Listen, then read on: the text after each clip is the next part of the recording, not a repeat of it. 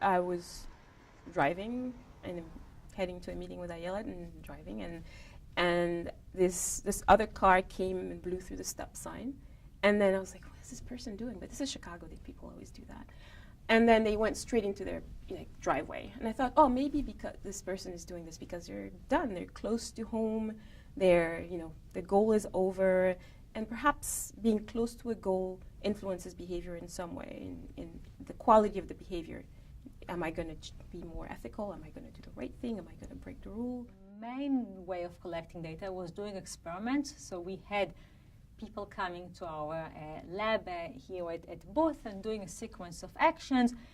For example, we had people cutting some shapes over a sequence of actions. So they cut shape number 1 and 2 and 3 and so on. And we look at the quality of the shape, whether they literally cut corners more for the shapes that are in the middle than the first and the last cutting task, which is what we found.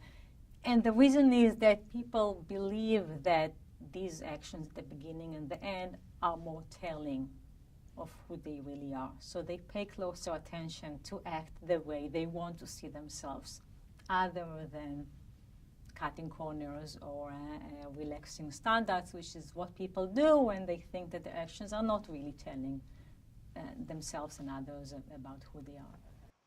Most people want to see themselves in a positive light.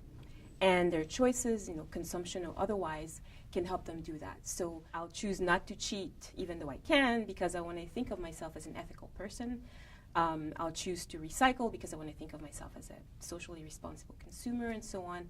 And this makes sense, but in order for this to work, in order for choices or decision to serve as a signal to the self of who the self is, it has to be a choice that counts. So it has to be in a context where I believe that what I'm doing is truly representative of who I am. It says something about me. If there is a really long sequence of tasks that someone needs to do at work, then they're going to do a good job at the first and the last, and relax the standards a bit for all these many tasks that are in the middle.